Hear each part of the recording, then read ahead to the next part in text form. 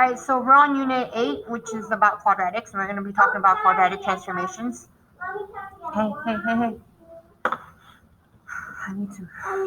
Sorry, guys. All right, so the weekly objective for this week is going to students will know how to identify the linear factors of a parabola, and students will understand how the transformation rules apply to quadratic equations and the parabolas.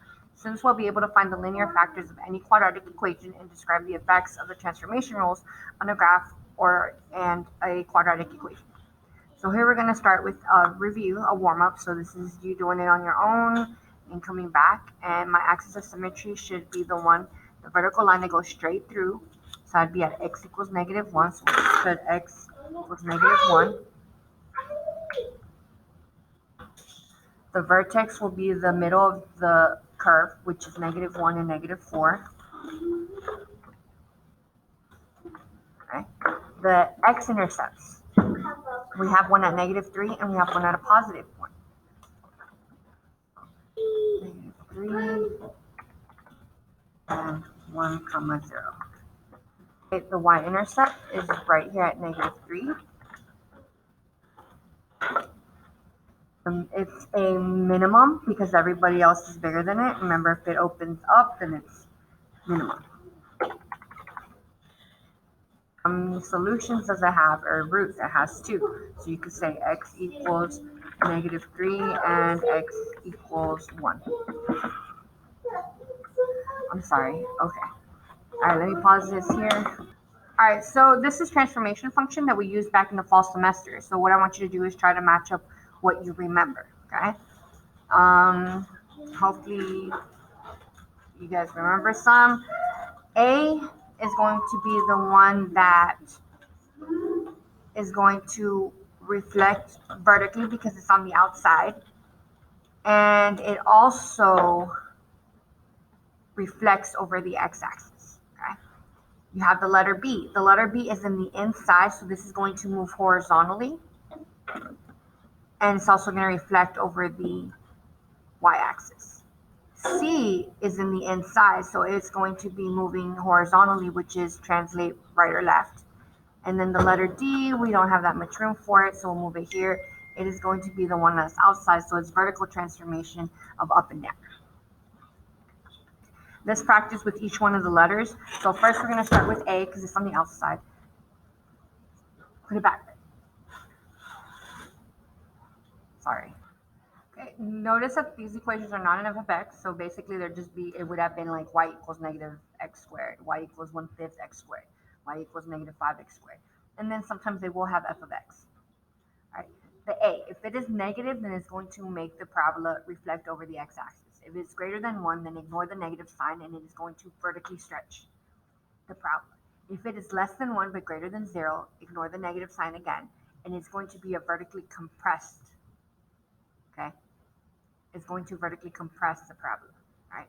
So we look for negative because that's going to tell us it's going to reflect. We have a negative here, we have a negative down here, and we have a negative right here. Put it right there. All right, vertically stretch is any number greater than 1. So here we have a number that's greater than 1. Here is a number greater than 1. I know it says -5, but I wrote up here at the top that you are ignoring the negative. So it is also going to be vertically stretched. Vertically compressed will be, I can move this one over now, anything that is between 1 and 0. So here's 1/5, so it's going to be vertically compressed. And this one, we ignore the negative, and it is going to be 3/4, so it's going to be vertically compressed. We move on to the letter B. If B is negative, then it's going to reflect over the y-axis. If it is greater than 1, then it's going to be horizontally compressed, which is the opposite of the other letter. And if it is less than 1 but greater than 0, then it's going to be horizontally stretched. Okay? All right, so we look for all the negatives first. Those are going to be the ones that are going to reflect over the y-axis. That one up here. Move it down a little bit.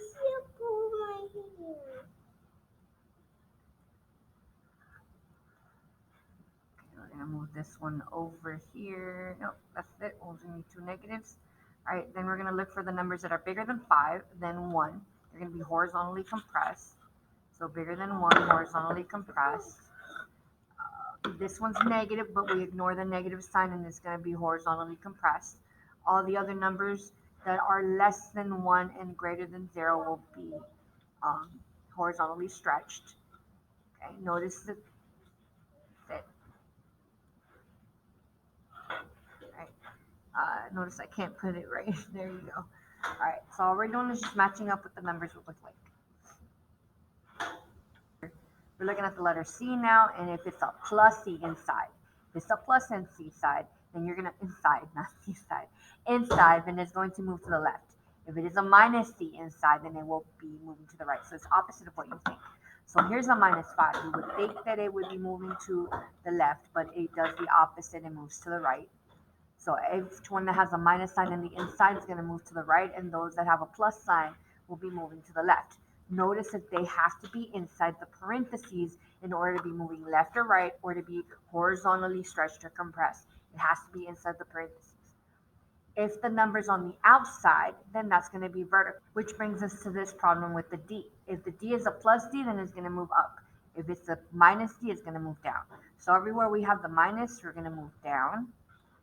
And notice that it's on the outside of the parentheses, just like the letter A has to be outside of the parentheses. Now, if that's a plus, then it's going to move up or down. All right, right here, we're going to be trying to fill in the blanks. So here we have the original function. Here's the equation, and here's what they would look like graphed. Okay, so you would type in f of x equals x squared, and then you would type this one into Desmos, and you would get this picture, and you're going to tell me what happened. All right, well, I know that it moved over because I'm looking at the center. It was at the vertex was at 0, 0, and now it's over here at positive 2 and 1, 2, 3, 4, negative 4. So we know that it moved right 2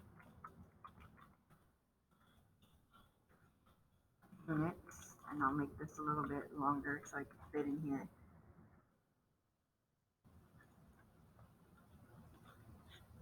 Okay. And then this one moved down 4 units.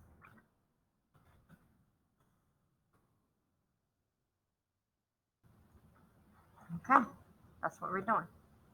Okay, here's this one. It gave us the original f of x equals x squared.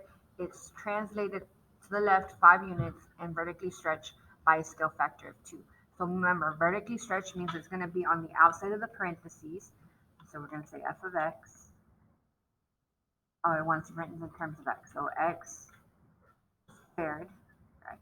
And then it moved to the left. Oh, it moved to the left, so I need to use parentheses. Move to the left, so that's a plus 5. And then we add the squared part. Now, if we're doing it in terms of f of x, we'll be doing 2f and then x plus 5. We don't have to add the square.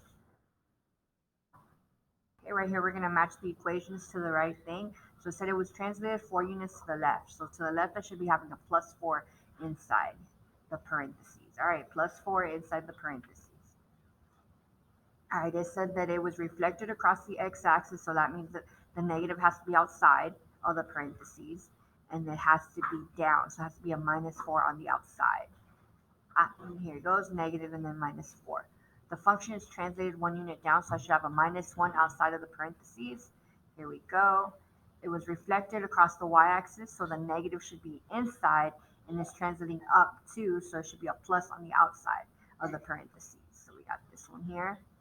It is translated 5 units to the right and 3 units up. I messed up on this one. I'm going to have to change it right now, so you'll have it changed. And then the last one will be right here. All right, so this is the last thing. You're going to do your independent practice. And on the independent practice, we're going to target more on looking at the graphing, at the visual part, and being able to match the words with the visual. All